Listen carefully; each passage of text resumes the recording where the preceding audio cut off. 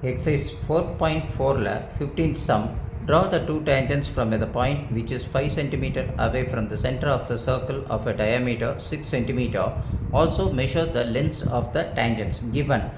Diameter அப்படின்னு கொடுத்துருக்காங்க. Diameter அப்படின்னு சொன்னோம்னா ஃபுல்லாக இருக்கும் இல்லைங்களா, ஒரு சர்க்கிள் அது டயாமீட்டர். அதில் நம்மளுக்கு தேவையானது ரேடியஸ் தான் தேவை. அப்போ ரேடியஸ்ன்னு சொல்லும்போது இந்த 6 டிவைடட் பை 2 இல்லைங்களா, நம்ம சிம்பிளிஃபை பண்ணால் 3 சென்டிமீட்டர் கிடைக்கும். அதுதான் நம்மளுக்கு ரேடியஸாக நம்ம எடுத்துகிட்ருக்கோம். அப்போ OP away from the point எவ்வளோ 5 சென்டிமீட்டர்.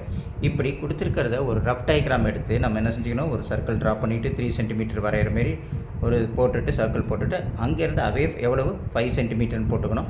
இப்போ 5 சென்டிமீட்டர் போட்ட உடனே அடுத்தது நம்மளுக்கு இது என்ன பாயிண்ட்டு ஞாபகம் வச்சுக்கிறோம், நம்மளுக்கு ஓன்ற பாயிண்ட்டு ஞாபகம் வச்சுக்கிறோம், இது பின்றது பாயிண்ட்டை ஞாபகம் வச்சுக்கிறோம். PT and PT dash is a required tangent அப்படின்ற மாரி கொடுத்து இந்த 90 டிகிரி இப்படி காமிச்சு கொடுத்துட்றோம்.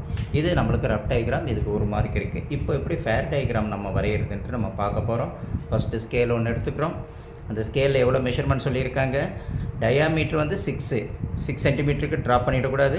அது ரேடியஸ் வந்து 3 சென்டிமீட்டர் தான் நம்மளுக்கு தேவைப்படுது. அதனால் நம்ம என்ன செஞ்சிடறோம், 3 சென்டிமீட்டருக்கு என்ன செஞ்சிடறோம், ஒரு மெஷர்மெண்ட்டை இப்படி எடுத்துக்கிறோம். ஸ்கேல் வச்சு ஸ்கேலை திருப்பி வச்சுக்கோங்க, ஈஸியாக மெஷர்மெண்ட் உங்களுக்கு அழகாக பக்காவாக வரும். 3 சென்டிமீட்டர் நம்மளுக்கு கரெக்டாக வந்துடுச்சு. இந்த 3 சென்டிமீட்டர்லேருந்து நீங்கள் என்ன செய்யணும், ஒரு சர்க்கிள் ஒன்று அழகாக இப்படி சென்டரில் வச்சு இந்த இடத்துல ஒன்று ட்ரா பண்ணிக்கோங்க. 3 சென்டிமீட்டர் இல்லைங்களா, இப்படி 3 சென்டிமீட்டர் நீங்கள் அழகாக ட்ரா பண்ணிங்கன்னா ஒரு சர்க்கிள் அழகாக நம்ம வரைஞ்சிடறோம். 3 சென்டிமீட்டர் ரேடியஸில் இப்படி வரைஞ்சிடறோம் இல்லைங்களா. இப்படி 3 சென்டிமீட்டர் வரைஞ்சாச்சுன்னா அடுத்தது அவே ஃப்ரம் த பாயிண்ட் எவ்வளோ சொல்லியிருக்காங்க அவங்க, 5 சென்டிமீட்டர் அப்படின்னு சொல்லியிருக்காங்க. அப்போது இங்கேருந்து நம்மளுக்கு எவ்வளோ தேவை, 5 சென்டிமீட்டர், ரொம்ப குட்டியாக வரும் இல்லைங்களா. அது பார்த்துக்கிட்டு அழகாக நீங்கள் ட்ரை பண்ணி வரையணும். இங்கேருந்து அவே ஃப்ரம் த பாயிண்ட் 5 சின்னதாக ஒரு இந்த அவே ஃப்ரம் த பாயிண்ட் 5 இல்லைங்களா. இங்கே 5, இங்கே இதுக்கு ஓன்ற பேர் கொடுத்துக்கிறோம், இதுக்கு பீன்ற பேர் கொடுத்துக்கிறோம். இதுக்கு என்ன செய்யணும், பர்பண்டிகுலர் பைசெக்டர் ஒன்று நம்ம வரையணும் இல்லைங்களா. இப்போ பர்பண்டிகுலர் பைசெக்டர் எப்படி நம்ம வரைகிறோம், இதை இப்போ இங்கே பார்க்குறோம்.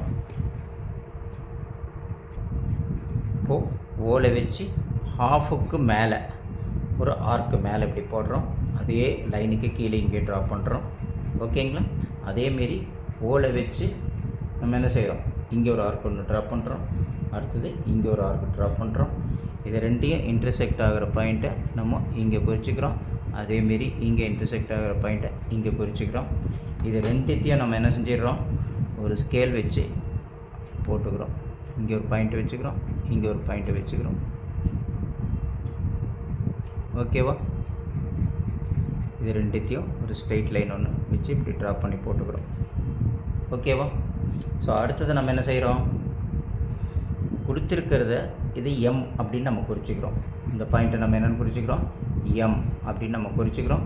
மொத்தம் எவ்வளவு, 5 சென்டிமீட்டர் இல்லைங்களா. அப்போ 5 சென்டிமீட்டர் அப்படின்றத நம்ம இங்கே எழுதிக்கிறோம்.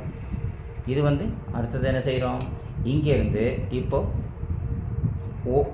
M as a centre, OEM as a radius, புரியுது இல்லைங்களா. இப்போ இப்படி வச்சுக்கிட்டு நம்ம என்ன செய்கிறோம், ஒரு சர்க்கிள் ஒன்று ட்ரா பண்ணணும், புரியுதுங்களா.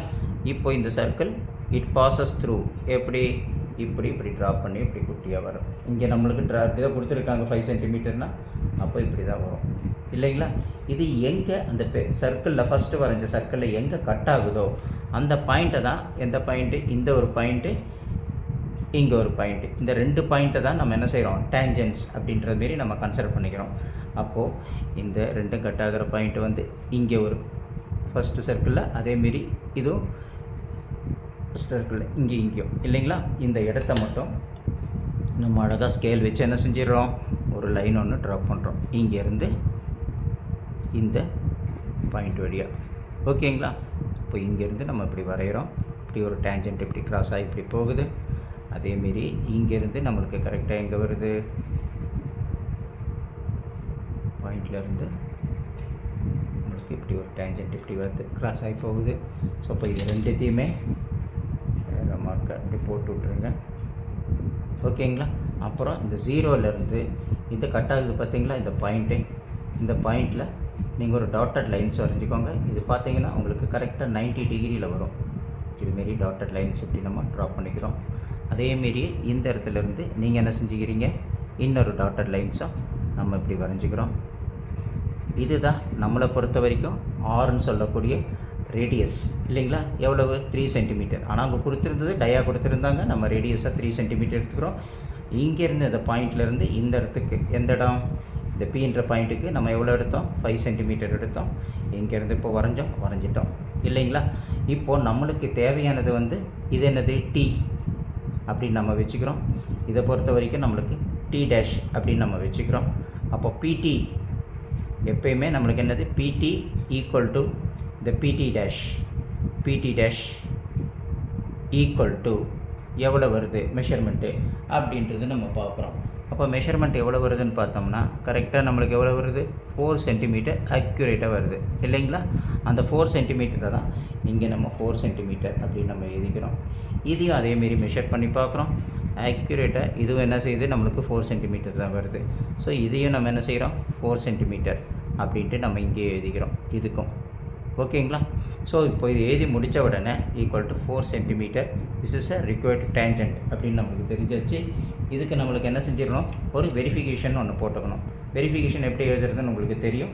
இப்போ நம்ம அதையும் பார்த்துருவோம். இப்போது வெரிஃபிகேஷன் இஸ் இந்த ரைட் ஆங்கிள் ட்ரையாங்கிள் ஓடிபி, அதாவது ஓடிபி இது வந்து நம்மளுக்கு 90 டிகிரி இல்லைங்களா. அப்போ நம்ம அப்படி 90 டிகிரி நம்ம கன்சிடர் பண்ணிக்கும் போது இது வந்து ஹைபாட்டின் 90 டிகிரி ஆப்போசிட் ஹைபாட்டினஸ். அப்போது நம்மளுக்கு தேவையானது பிடி ஸ்கொயர். அப்போ PD equal to root of OP square minus OD square இல்லைங்களா. அதை தான் இங்கே நம்ம என்ன செய்கிறோம், PD equal to OP square minus OD square. ஓபின்றது ஹைபாட்டினஸ் 5 ஸ்கொயர், அட்ஜசன்ட் சைடு என்னது ஓடி. ஓடி எவ்வளோ 3 ஸ்கொயர். அப்போ 5 5 சார் எவ்வளோ 25, 3 3 சார் எவ்வளோ 9. அப்போ ரூட் ஆஃப் 25 மைனஸ் 9 அப்படின்னு நம்ம போட்டுக்கிறோம். அது ரூட் ஆஃப் 25லேருந்து 9 போயிடுச்சுன்னா நம்மளுக்கு 16 வருது. ரூட் 16 வந்து எவ்வளோ, பிடி ஈக்குவல் டு 4 சென்டிமீட்டர். அதே 4 சென்டிமீட்டர் தான் நம்மளுக்கு இங்கேயும் வந்திருக்கு இல்லைங்களா. ஸோ அதான் பிடி திஸ் இஸ் அ ரிக்வயர்ட் டேஞ்சன்ட்ஸ் அப்படின்றத நம்ம ப்ரூவ் பண்ணிக்கிறோம். புரியுது இல்லைங்களா. ஸோ இப்படி நீங்கள் அழகாக என்ன செஞ்சணும், டயக்ராமை வரைஞ்சி எழுதி வெரிஃபிகேஷன் பண்ணணும். புரியுதுங்களா. இதுக்கு கன்ஸ்ட்ரக்ஷனும் போட்டுக்கோங்க. போட்டுக்கிட்டிங்கன்னா உங்களுக்கு என்ன செய்யும், ஃபுல் மார்க்கு கிடைக்கும். புரியுதுங்களா. இதுதான் நம்மளுக்கு ரிக்வயர்ட் டேஞ்சன்ட்ஸ்.